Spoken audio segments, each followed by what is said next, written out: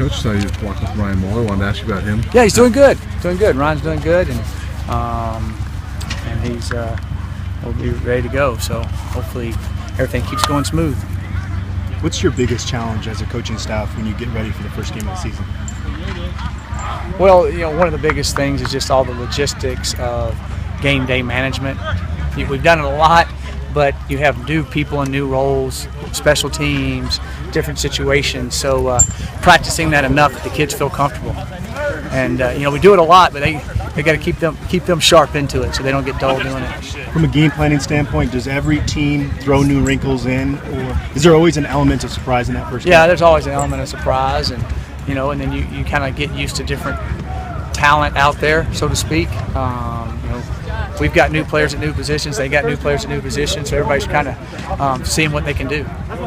Does it change anything when a team at CSU, Mike Bobo mentioned yesterday that he's not going to announce anything until the day of the game? Does it bother you at all, quarterback-wise? No, I'm pretty sure they're going to start their second team All-Mountain West quarterback, and that's what we plan on seeing. And if they start the other guy, I'm pretty sure the offense will be very similar to what it was because he ran the same thing at Georgia. So, we're just preparing to, in the first game you prepare for everything, but I'm pretty sure they'll start their guy that took them to a bowl game and the second team All-Mountain West, I would think.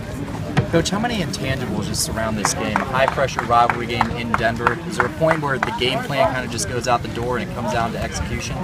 It always goes out the door. Execution's the key in every game.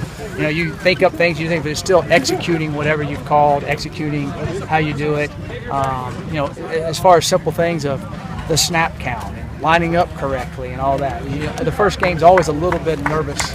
And those are things you hope you don't do, and you hope you've done enough of it that it's just rote memory all the time. Last year you guys struggled with getting touchbacks on kickoffs. Is Uh-huh. that something your kickers have been better at so far? We've been better. Now we just got to be better in the game. We kicked it pretty well in practice last year. We just got to make sure we kick it well in the game that way. Who are you planning on being in that role? We're still looking at it. We'll make a decision first of next week. But we've been having a competition at it. But all of them are kicking it better. Is it between Graham and Gonzalez, or is there more involved? It's mainly Graham and Diego. Yes. Aaron Howard, Chris Hill put on scholarship. Yeah. Can you talk about what made those guys stand out to earn that honor? Well, they've been here 4 years, doing everything they can. They help us on different special teams and play some roles on defense and offense. And then they're excellent students. They're going to graduate in December, and I'm just really excited about being able to do that for them. They're great young men. Chris Hill was doing the long snapping with JT Bell. Is there a guy between those two that have emerged in that role? Right now, if we went today, it'd be JT. Chris, plays a lot of stuff on offense for us too. So right now it would be JT unless something happens between now and game down. But Chris is a very capable long snapper in case we have something. He's been kind of our backup the last 2 years. So he's done good there. And I tell you, their punter, Hayden Hunt, watching him yesterday, that sucker can punt it. I was very impressed with him. He's a weapon. He's from Colorado also. He's a really good player. I was telling him and Alex McKinney know each other really well.